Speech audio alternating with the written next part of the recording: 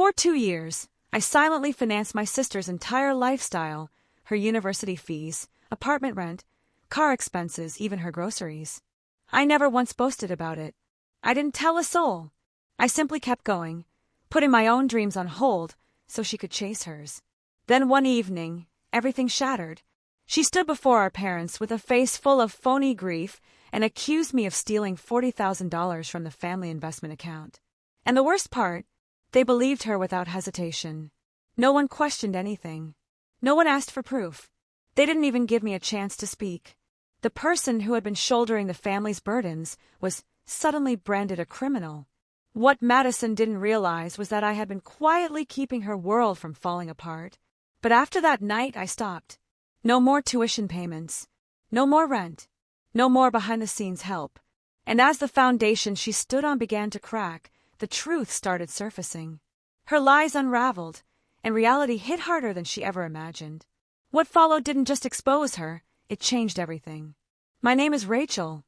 I'm 27, and I've always been the one who kept things steady. After college, I juggled 2 jobs just to help keep our household afloat.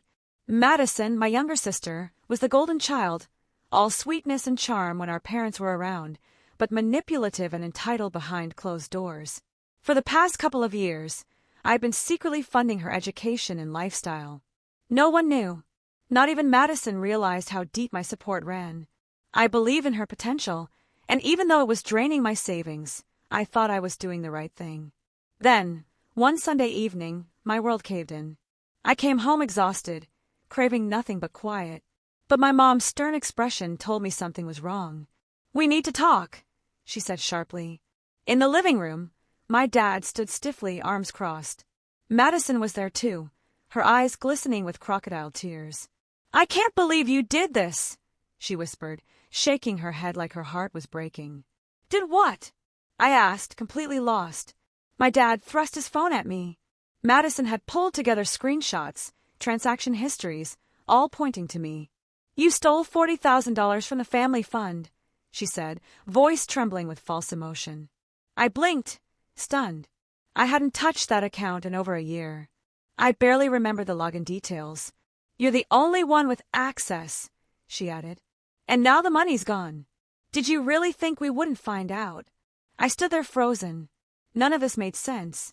"I didn't do this," I said calmly. "Why would I steal from the same family I've been?" But I stopped. I wasn't about to lower myself or beg them to believe me. I wouldn't reveal the years of sacrifice just to be heard.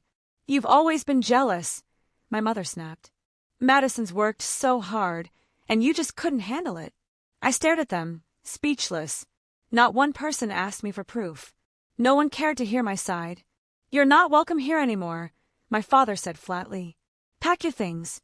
Leave." I turned to Madison. Her sad expression couldn't mask the satisfaction glinting in her eyes. She had planned every bit of this. But what she didn't know was that her comfortable little life was about to collapse, because I was done holding it together. I left that house with only my work bag, my phone, and a storm quietly raging inside me. No yelling, no breakdown. Just a silent exit into the rain. It felt symbolic, that cold downpour soaking through my hoodie as I waited at the bus stop, heart pounding, mind reeling. I went straight to Megan's place, my closest friend. She opened the door, took one look at me, and without asking anything, pulled me into a hug. "You can stay here as long as you need," she whispered. That night, I barely slept. I lay there in the dark, staring at the ceiling, replaying every word Madison had said, the fake emotion, the forged documents, and the look of betrayal from my parents. I thought about the tuition payments I had made month after month, the rent transfers, the groceries I delivered quietly when she claimed she was too busy to cook. And now I was the villain. The next morning, I decided it was time to let everything go. I logged into the university payment system and canceled the automated tuition payments from my bank account. Then I contacted Madison's landlord, the lease was under my name, and told him I'd no longer be covering her rent. He wasn't thrilled, but that wasn't my problem anymore. Next, I called the car insurance company and had my card removed from her policy. Within hours, her world started to shake. Her college portal flagged her account as unpaid. The landlord messaged her about the missing rent. The insurance flagged her coverage as delinquent, and I knew what she was probably thinking, that it was a glitch, that it would all be fixed soon. She had no idea that the very person she had framed was the one keeping her life from falling apart. 3 days passed. I didn't respond to any calls.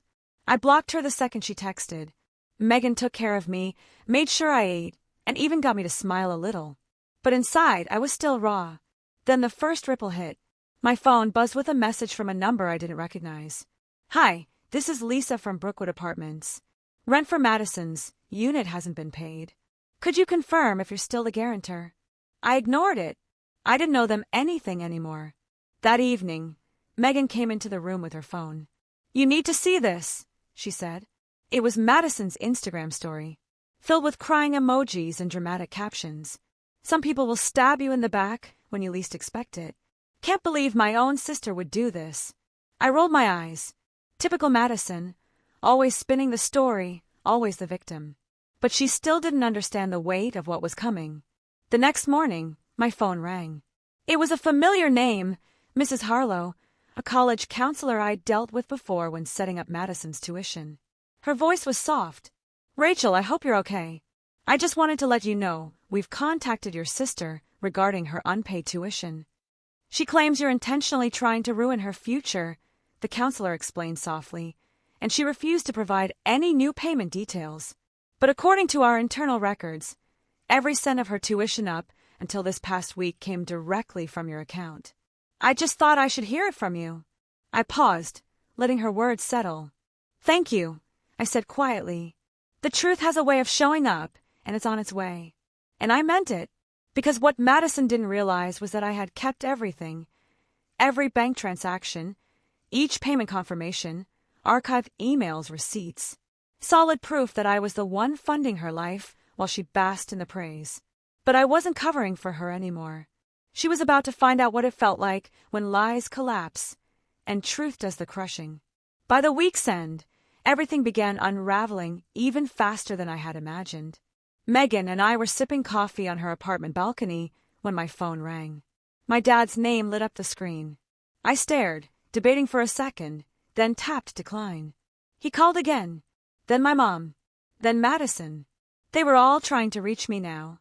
About 20 minutes later, a new message came in, from Mrs. Harlow again. "Just a heads up, your parents came to campus today. I showed them the payment records after confirming it was your name on all tuition transactions." They were stunned. I didn't reply, but my hands trembled. That evening, the doorbell rang. Megan peeked through the peephole, then turned to me. "It's your parents." I stayed on the couch.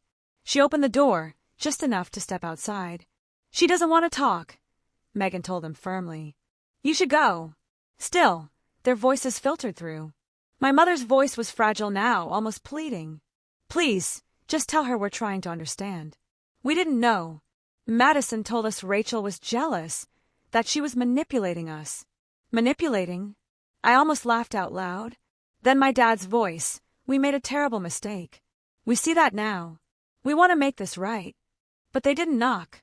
They just waited, hoping I'd come out and forgive them. I didn't.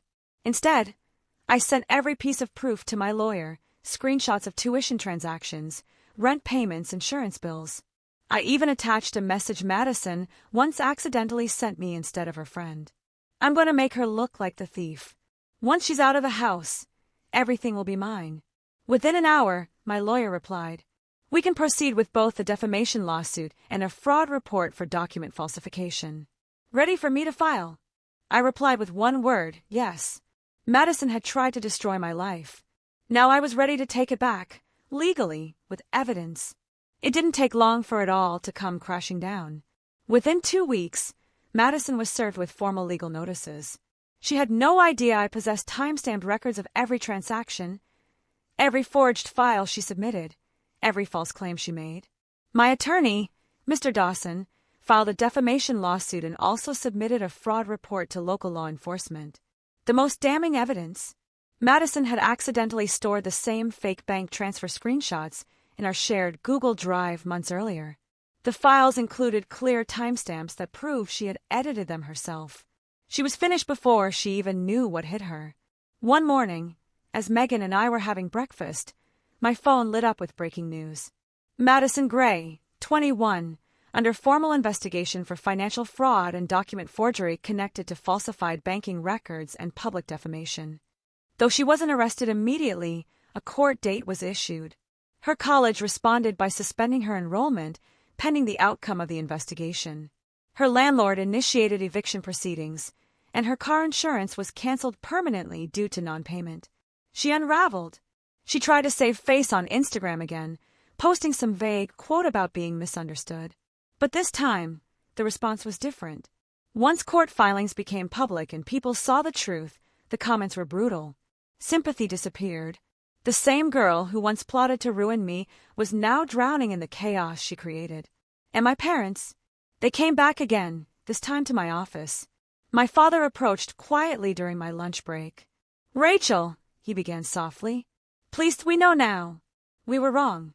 We let her deceive us, and we see her for who she really is." I looked at him, calm and composed. "When I told you I didn't do it," I said, "you threw me out. That told me everything I needed to know." He dropped his gaze. "We want to make it right." "You can't," I replied, "but the law will." Then I turned and walked away. Some betrayals don't deserve redemption. Months passed. Everything changed, except one thing. I never looked back. The court ruled in my favor. Madison was found guilty of both defamation and forging documents. She didn't serve jail time, likely due to her age and it being a first offense, but she was sentenced to 2 years probation, ordered to complete community service, and was fined. But more importantly, she now had a criminal record. She tried reaching out, emails, texts, even a handwritten letter begging for forgiveness. I ignored them all. She wasn't apologizing because she regretted the harm. She was only sorry she got exposed. My parents tried as well, sending gifts, voicemails, even showing up at Megan's apartment again. But by that time, I had already moved into my own place, thanks to a recent promotion. While Madison's world was crumbling, I was building something better. I launched a side business offering financial planning for students and young adults, especially those who'd been manipulated or taken advantage of by family or housemates. I called it Balance Forward. Within a few months, it started gaining traction. A blog post I wrote about the quiet sacrifices older siblings make went viral. I was invited to speak at local events and even appeared on a podcast. People didn't look at me with pity anymore. They saw strength, survival, someone who stood tall when the world tried to push her down. Then one quiet afternoon, a phone call nearly made me drop my mug. It was from a law firm specializing in estate management. "Miss Rachel Gray, we're reaching out on behalf of your late grandmother's trust. There's something you need to know." Turns out, my grandmother, who had passed away years earlier, had left behind a second, confidential will, updated shortly before her death. In it, she wrote, "To Rachel, the one with a heart of gold and the strength of steel, I leave you the house and $100,000 from my estate. I've seen everything in silence. You deserve more than the way they treated you." My hands trembled. She had known. She had watched it all unfold. The house Madison had always dreamed of, now mine. The financial help my parents once denied me, now given with love. That night, I stood in what was now my home, my grandmother's old house, beautifully renovated. I looked out through the window as the breeze rolled in.